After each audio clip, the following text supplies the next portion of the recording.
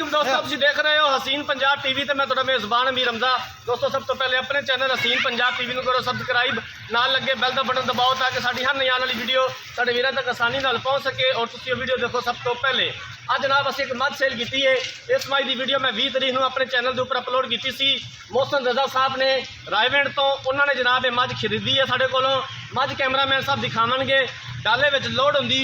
उस तो बाद भाई आए ने साढ़े को रमजान साहब, उन्होंने को पूछांगे कि तुसीं इत्थे आए हो मझ की चवाई की है, जिहड़ा दुध दस्सिया सी वो पूरा होया या नहीं होया, जिहड़ियां गल्लां बातां कीतियां सन उन्हां ते पूरे उतरे हैं या कि नहीं। ये गल्लां बातां होणगियां बाद चों। कैमरामैन साहब मझ तसल्ली दे नाल दिखा दिओ। 20 तरीक को मैं इस मझ की वीडियो अपलोड की सी। बयाना भाई ने करता सी। अज भाई होरी आए ने। कल शाम की चवाई मैं खुद कल शाम की चवाई मैं खुद की है। अज सुबह फर्स्ट टाइम की चवाई उन्होंने की आके 2 टाइम की चवाई की है। पूरी तसल्ली की है। मझ कैम डाले च लोड करवा दी है।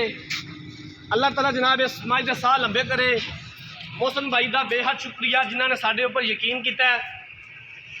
पहले भी मोहसन भाई ने साढ़े को 2 जानवर लै सन। तीसरी मझ जा रही उन्होंने कोल। बड़े प्यार वाले जी ने इस वीडियो के जरिए जनाब असीं उन्होंने कहना चाहते हैं कि साढ़े कोल आओ, नीली का तुहानूं असीं विजिट करवाइए, सानू खिदमत का मौका दिओ। माशाल्लाह बड़े प्यारे बंदे ने, बड़े प्यारे सबसक्राइबर ने साढ़े। बड़ा अच्छा इखलाक है उन्होंने। रमजान भाई आया जो ना चाचे उन्होंने आमना है। आ जाओ जी, कुछ नहीं होता।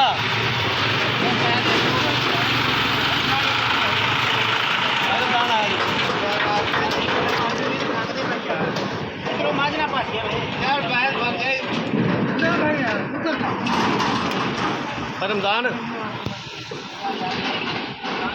अस्सलाम वालेकुम। रमजान किहड़ी जगह तो आए हो?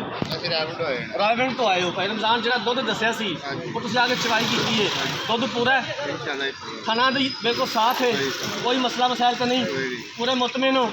ठीक हो गया जनाब, बड़ी मेहरबानी। लो जनाब मझ डाले च लोड करवा दी है। असीं इंशाअल्लाह ताला इस तरह कोशिश करते रहेंगे। अगर साडी अज वाली वीडियो पसंद आए, वीडियो लाइक तो शेयर जरूर करना है। जिंदगी रही तो मिलांगे एक नई वीडियो के नाल। अपने मेज़बान अमीर हमजा ने दो इजाज़त। अल्लाह हाफ़िज़।